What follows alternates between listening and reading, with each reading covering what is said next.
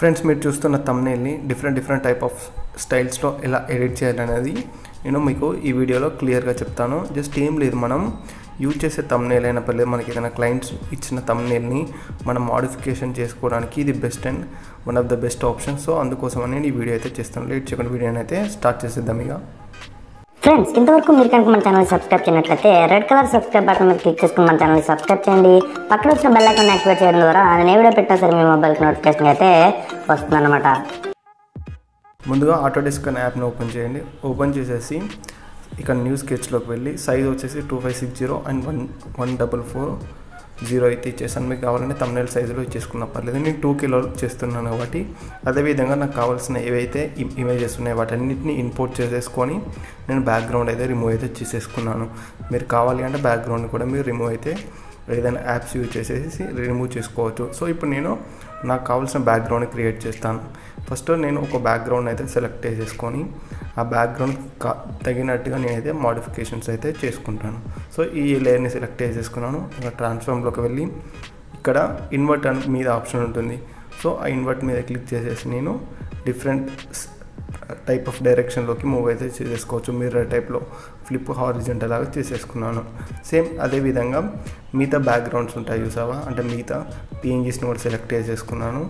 వీటిని నేను blending mode స్క్రీన్లో పెట్టేసుకుంటాను, ఎందుకంటే నాకు బ్లాక్లో ఉంది. సో మళ్ళీ ట్రాన్స్ఫార్మ్లోకి వెళ్ళి ఇక్కడ నేను ఫస్ట్ ఆప్షన్ని యూజ్ చేస్తాను. ఇప్పుడు ఫ్రీ ట్రాన్స్ఫార్మ్ లెక్క మనకి కావాల్సిన డైరెక్షన్లోకి అయితే ఈ విధంగా వచ్చేస్తాయి. సో నేను ఈ ఫ్రీ ట్రాన్స్ఫార్మ్ని యూజ్ చేసేసుకున్నాను. సో సేమ్ విధంగా మళ్ళీ డూప్లికేట్ చేసేసుకొని ఇంకో దానిని కూడా ఫ్రీ ట్రాన్స్ఫార్మ్ లాగా పెట్టేసుకున్నాను. 2 మ్యాండేటరీ అంటే మీకు నచ్చినట్టుగా పెట్టేసుకోండి. 2 మ్యాండేటరీ అనేది ఏమీ లేదు.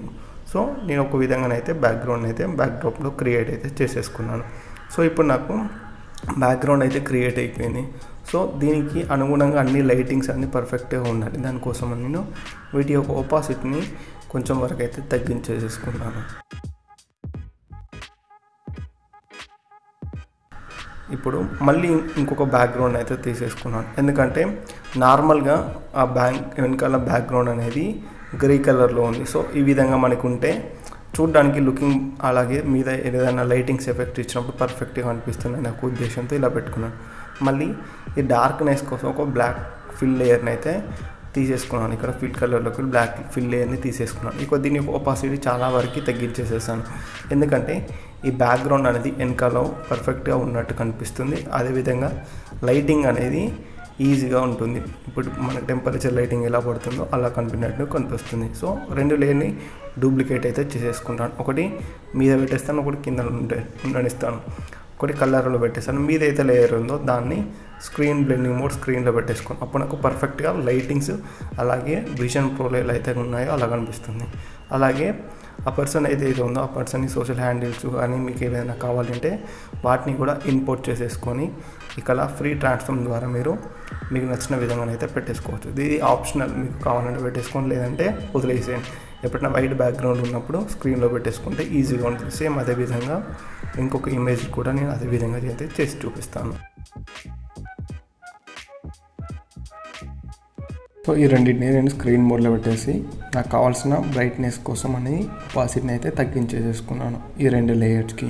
సో ఇప్పుడు నాకు పర్ఫెక్ట్గా క్రియేట్ అయింది. ఇప్పుడు నాకు మెయిన్ ఆబ్జెక్ట్ మీద కాన్సన్ట్రేట్ చేయాలంటే మనం ఏదైతే మెయిన్ స్టైల్ ఉందో దానికి కలరింగ్ కానీ ఏదైనా డిఫరెంట్ కావాల్సిన ఎఫెక్ట్స్ ఉంటాయి కదా, లైటింగ్ ఏదైనా అవి ఉన్నప్పుడు మనం ఇవ్వాల్సింది.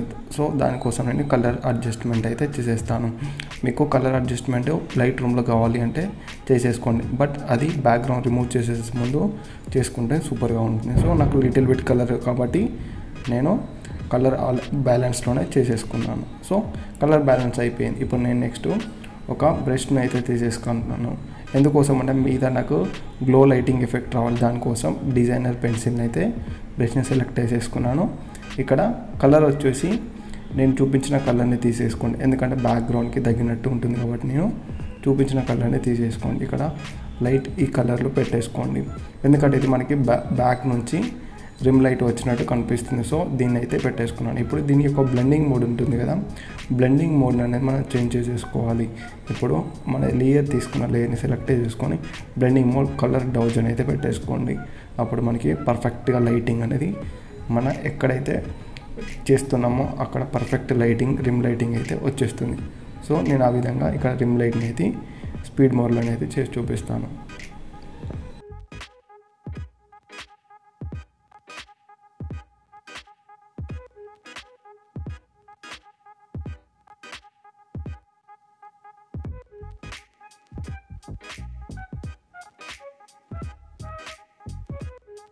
పర్ఫెక్ట్గా నేను రిమ్ లైటింగ్ అయితే చేసేసాను.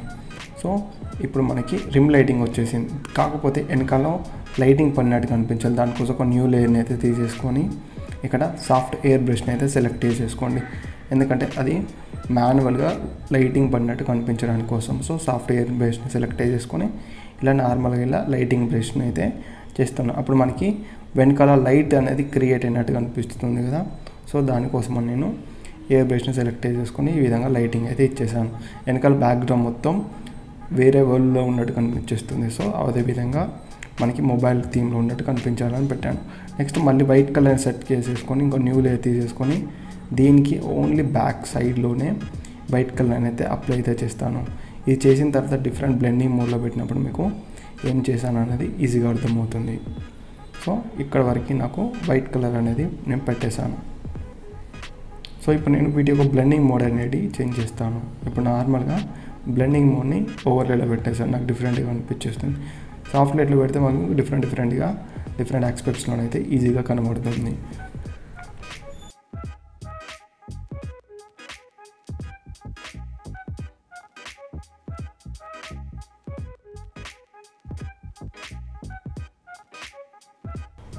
సో నాకు రిమ్ లైట్ అనేది ప్యూర్ వైట్లో ఉన్నప్పుడు బాగా కనిపించింది. సో నేను ప్యూర్ వైట్లోకి అయితే సెట్ చేసేసుకొని దానికి కావాల్సిన ఒపాసిటీని అనేది కొంచెం వరకు అయితే డౌన్ అయితే చేసేసుకుంటాను. సో నాకు పర్ఫెక్ట్గా వచ్చేసింది రిమ్ లైట్. అలాగే బ్యాక్ డ్రాప్లో కూడా లైటింగ్ అనేది బ్లూ లైట్ షేప్లో లైట్ వచ్చేసి నాకు సూపర్గా సెట్ అయిపోయింది. సో నాకు ఆల్మోస్ట్ లైటింగ్ అనేది పర్ఫెక్ట్గానైతే అడ్జస్ట్మెంట్ అయింది. మీకు ఇంకా కావాలి అంటే మీరు లైటింగ్స్ అనేది అడ్జస్ట్మెంట్ చేసేయచ్చు. ఫర్ ఎగ్జాంపుల్కి మనకి స్కిన్ టోన్లో లైటింగ్స్ ఉండాలి. దానికోసం నేను మాన్యువల్గానే అయితే నేను డాడ్జ్ ప్రాసెస్లో ఈ ఫేస్ని వైట్ కానీ అలాంటి కలర్ కలెక్షన్స్ అయితే చేసేసాను. ఎందుకంటే అప్పుడు మనకు లుకింగ్గా పర్ఫెక్ట్గా అనిపిస్తుంది లైటింగ్ పడినట్టు. సో అదేవిధంగా నేను ఇక్కడ బ్రష్ అయితే చేసేసాను. నార్మల్గా సాఫ్ట్ బ్రష్ చేసేసుకొని బ్లెండింగ్ మోడ్స్ ఉంటాయి చూసావా, బ్లెండింగ్ మోడ్స్లోనే నేను మైల్యూట్ చేంజెస్ అయితే చేశాను. ఇప్పుడు బ్రష్ చేసిన తర్వాత దీన్ని బ్లెండింగ్ మోడ్ వచ్చేసి చేంజ్ చేసేసుకుంటే సరిపోతుంది. ఇక్కడ బ్లెండింగ్ మోడ్ నేను ఫస్ట్ ఓవర్లేలో పెట్టి చెక్ చేయండి, లేదంటే సాఫ్ట్ లేయర్లో పెట్టేది చెక్ చేయండి. ఫర్ ఎగ్జాంపుల్కి నాకు సాఫ్ట్ లేయర్ని ఎక్కువ ప్రిఫర్ చేస్తాను. సో ఇక్కడ బ్లెండింగ్ మోడ్ అనేది నేను సాఫ్ట్ లైట్లోకి అయితే పెట్టేశాను.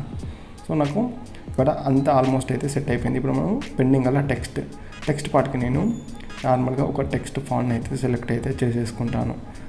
టెక్స్ట్ అనేది మెయిన్ ఇక్కడ క్రూషియల్ రోల్ అయితే ప్లే చేస్తుంది. మనం ఎంత డిజైన్ చేసినా కనిపించే టెక్స్ట్లోనే అంతా ఉండదు. సో నేను టెక్స్ట్ అనేది స్పీడ్ మోడ్లో అయితే చేసి చూపిస్తాను. నేను తీసుకున్న కంటెంట్ కాబట్టి దానికి అనుగుణంగా అయితే నేను టెక్స్ట్ అనేది తీసుకోవడం అయితే జరిగింది.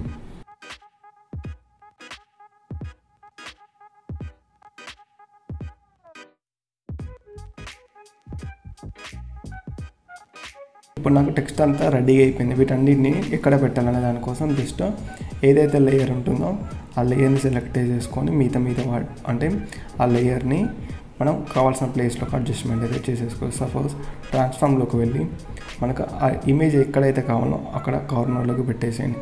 ఒకవేళ మనకి సైజ్ తగ్గించేసుకోవాలనుకుంటే సైజ్ని ఇప్పుడే మనం తగ్గించేసుకోవడానికి ఛాన్సెస్ ఎక్కువ ఉంటాయి. సో నాకు కావాల్సిన సైజులో అయితే నేను పెట్టేసుకున్నాను. సో సేమ్ అలాగనే మిగిలిన టెక్స్ట్ని పెట్టేశాను. అలాగే వీటికి వైట్ కలర్స్ కావాలి. దానికోసం హ్యూ అండ్ సాచురేషన్లోకి వెళ్ళి ఇక్కడ పూర్తిగా వైట్లోకి అయితే పెట్టేశాను. అప్పుడు వైట్లోకి అయితే కన్వర్ట్ అయిపోయాయి. అలాగే వీటిని కూడా వైట్లోకి అయితే పెట్టి డూప్లికేట్ చేసేసాను. ఒకటి డూప్లికేట్ అండ్ ఒకటి కలర్ ఉన్న దాన్ని మీదలో పెట్టేసి కింద ఒక వైట్ కలర్లో పెట్టి ఇలా ఈ విధంగా షాడో వచ్చినట్టు, అంటే షాడో అంటే వైట్ కలర్ షాడో కాకుండా బ్లాక్ షాడో కాకుండా వైట్ షాడో వచ్చినట్టుగా నేను మాన్యువల్గా అయితే క్రియేట్ చేసేసుకొని వీటికి కావాల్సిన సెట్టింగ్స్ని అయితే పెట్టేసుకున్నాను. సో ఇప్పుడు నాకు ఆల్మోస్ట్ ఎడిటింగ్ అనేది సూపర్ అండ్ పర్ఫెక్ట్గా వచ్చేసింది. ఇప్పుడు కొన్ని కలర్స్ అయితే చేంజ్ చేసుకోవాలి. దానికోసం ఒక న్యూ లేయర్ తీసేసుకొని ఫిల్ కలర్లో బ్లాక్ అనేది అయితే వేసేసాను. అప్పుడు మనకి ఈ విధంగా కనిపించేసింది. సో ఇది నేను లాస్ట్ బ్యాక్ డ్రాప్లో చేసేసుకున్నాను. దీని యొక్క బ్లెండింగ్ మోడ్ ఒకసారి ఓవర్లేలో పెట్టి ఆర్ సాఫ్ట్ లైట్లో పెట్టి చూపిస్తాను. సో ఇప్పుడు నాకు ఆల్మోస్ట్ ఎడిటింగ్ అనేది పర్ఫెక్ట్గా వచ్చేసింది. సో ఇప్పుడు నేను ఒక డిఫరెంట్ కలర్స్లో పెట్టేసుకుంటే మీకు సరిపోతుంది. అలాగే మీకు ఇంకా ఎక్కడైనా కరెక్షన్స్ అనిపిస్తే వాటిని కరెక్షన్స్ అయితే చేసేసుకోండి. మనకి ఫైనల్గా అవుట్పుట్ అనేది ఎలా వచ్చింది అనేది మెయిన్ ఇంపార్టెంట్. దానికోసం మీరు ఏ లేయర్స్ అయినా ఏ బ్లెండింగ్ మోడ్లో అయినా కరెక్షన్స్ అయితే చేసేసుకోండి. సరే ఫ్రెండ్స్, మొబైల్లో థంబ్నెయిల్ డిజైనింగ్ ఎలా చేసేసుకోవాలో మీకు క్లియర్గా చెప్పాను అనుకున్నాను. ఒకవేళ మీకు నచ్చితే వీడియోని లైక్ చేసి తప్పకుండా షేర్ చేయండి. అలాగే వీడియో ఎలా ఉందో కామెంట్ సెక్షన్లో కామెంట్ చేయండి. Thanks for watching this video and జై హింద్.